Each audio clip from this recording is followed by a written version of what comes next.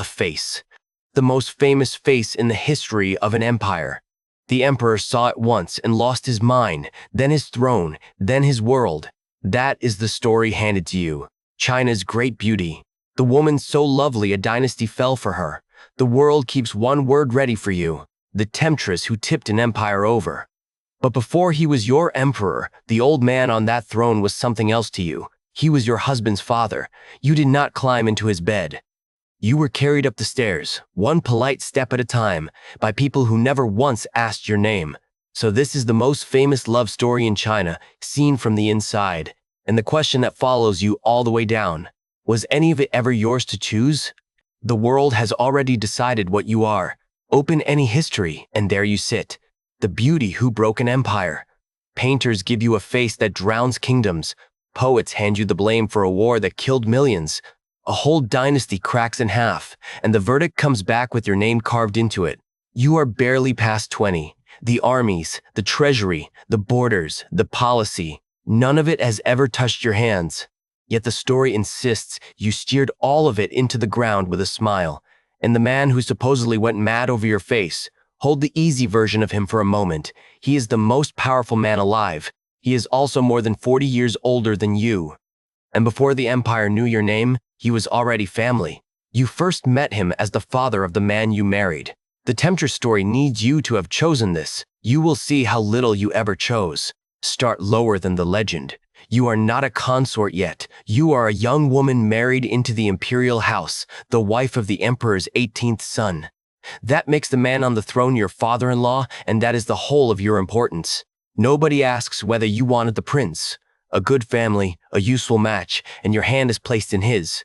The wedding happens to you. No one needs your yes. Inside these walls, a woman is an arrangement between men.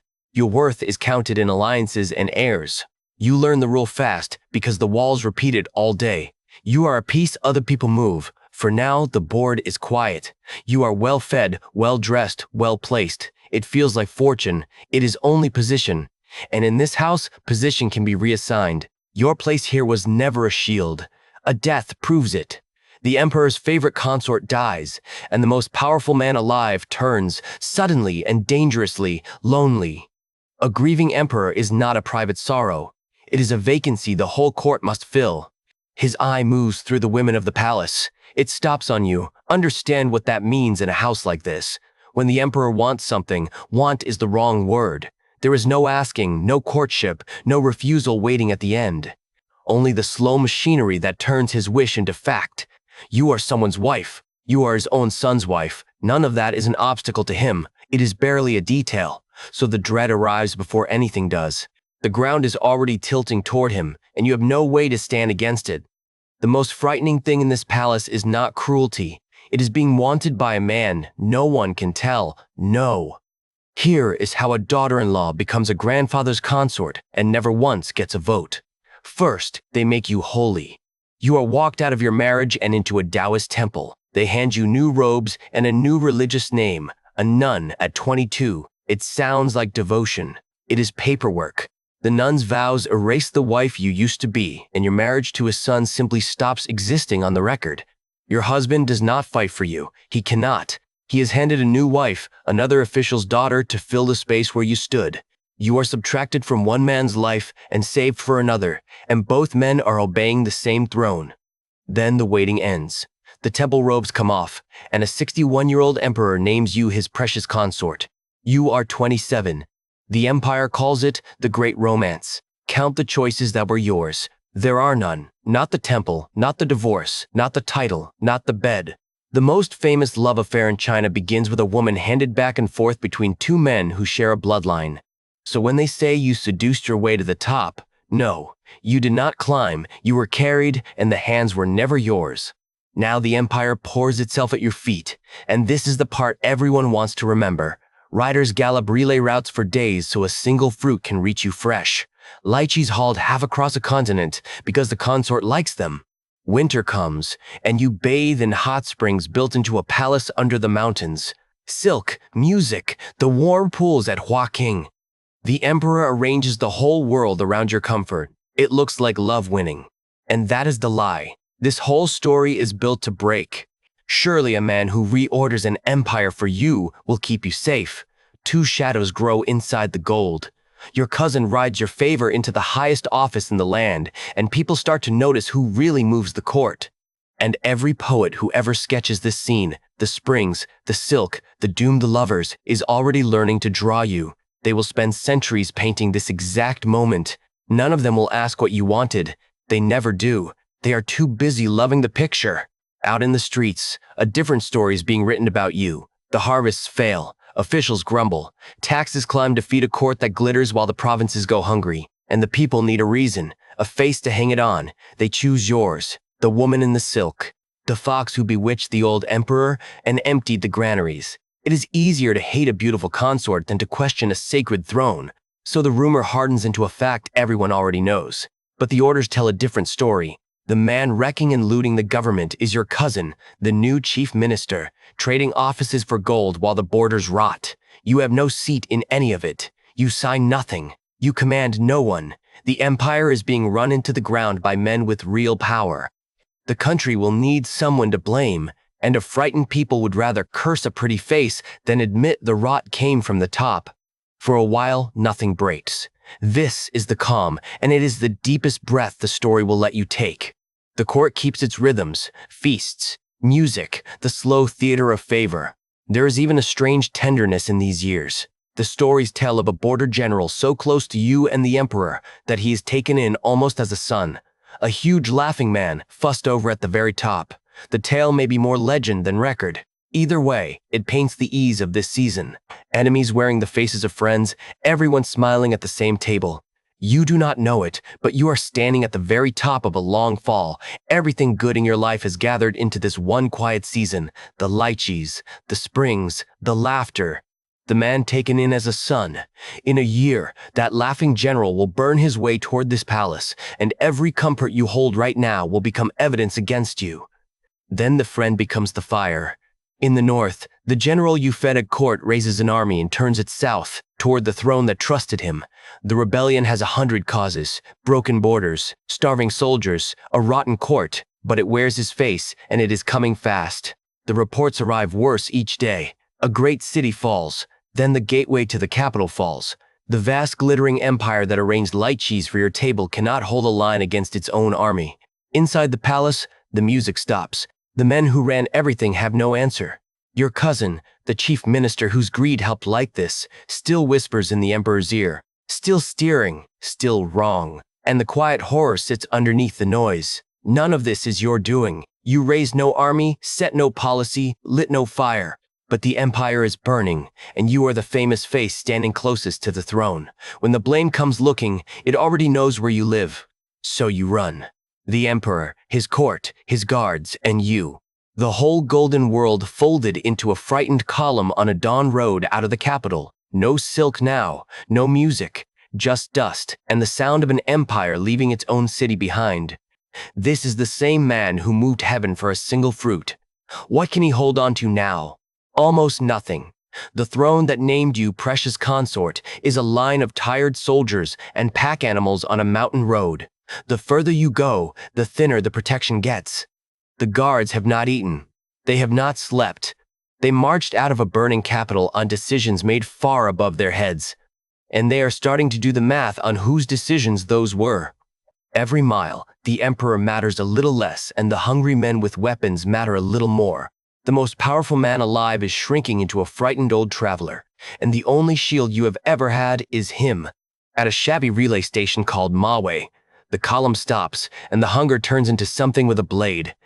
The soldiers will not take another step. They are starving, exhausted, and finally certain who to blame. They surround your cousin, the chief minister, and they cut him down in the dirt of the post road. The man who ran the empire into ruin dies first, and it is not enough for them, because they look past his body, and they look at you. The blame they have carried for 100 miles wants a bigger name, and there you are, the famous face. The empire's beautiful disaster, the consort the rumors convicted years ago. They do not want your apology, they want your death, and they will not march until they have it. Every step where you had no say has been walking toward this. Now it sends the bill. The frame built in the streets. The title you never chose, the favor you never asked for. All of it has walked you here, into a circle of hungry men who have decided you are the price of their loyalty. Now the lie about love breaks in the open. The emperor hears what the soldiers want, and for one moment he refuses. He says you are innocent. He says you did nothing. He is right, and it changes nothing. Because the army will not move, and a stranded emperor is a dead emperor. So the most powerful man in the world does the arithmetic. Every powerful man eventually does. His life or yours. He chooses his. He gives the order, or lets it be given, and turns his face away. The stories disagree on the rest. Whether a eunuch ended it inside a small roadside shrine, or whether the order came down and you were forced to do it yourself. They cannot even agree how old you were. 37 or 38. They agree only on the ending. In a dusty shrine on the post road, ringed by soldiers who needed you gone, your life is taken. The price of an old man's few more miles of road. He is 72. He stands close enough to know exactly what is happening, and he lets it happen. This is the love story. A man rearranged an empire for your comfort, and would not keep you alive for one afternoon when it finally cost him something. Love did not fail to protect you. Love was never the thing in charge. Hungry, frightened men were. They bury you fast and poor. No proper coffin, just your own robes and some incense, pushed into the ground beside the road where you died. The most celebrated woman in the empire goes into the dirt like a thing to be hidden. A year later, the old emperor, back in power in name only, sends men to find you. They want to move you somewhere worthy, to bury you again with honor. They dig, they find nothing. The grave does not give you back. And into that empty space, the stories rush in. People whisper that you never died at Mawei at all, that a servant took your place, that you slipped away and sailed east to live a hidden life in Japan. There is no proof. It is a legend, the kind that grows wherever a body goes missing. But the real loss is quieter than a missing grave. Your body is gone. The real you has slipped out of history entirely. All that is left in your place is a story. And from here on, every word of it will be written by someone else. The charge that started everything outlives you. That you, the beautiful consort, broke an empire. With you dead, the history could finally correct itself. It does the opposite. It keeps the lie. The power never sat with you. The armies, the treasury, the policy, the rotten border commands, all of it ran through men. Your cousin and the ministers traded the state for gold. The emperor chose to trust a warlord. You held no office and signed no decree.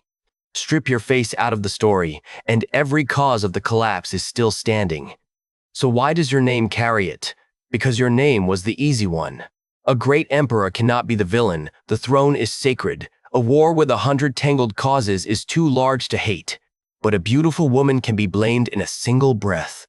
It is a trick as old as Helen, as old as every queen later dragged to a scaffold for a starving nation's rage. An empire needed one face to carry the sin of thousands, and it chose the prettiest one in the room. And what should chill you is how smoothly it worked. A whole civilization agreeing to lie, because the truth was too uncomfortable to say aloud. 50 years after the road, a poet lifts a brush, and your second life begins. The one that buries you deeper than any grave. He writes the most beloved love poem in the language. In it, the emperor's grief is endless. Your beauty is eternal, and the two of you are sworn to find each other again beyond death. It is gorgeous. It makes a whole civilization weep for you. Readers carry it for centuries, across the sea, into other tongues and other stories, until your name simply means romance. And that is the trap, dressed as a tribute. The poem does not free you. It finishes the job the soldiers started. It seals the two lies over you forever. The deathless lover and the empire-wrecking beauty. And it does it so beautifully that no one wants to look underneath. Every poem, every painting, every play that ever remembers you was written by another hand. The grieving emperor gets a voice. The poets get a voice.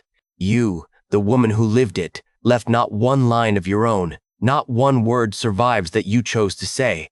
You never got to pick a single thing, not the marriage, not the temple, not the throne, not the silk, not the soldiers, not even the grave, and not this. Not the gentle, golden, beautiful story they built on top of you and called love. The name the world settled on was the precious consort.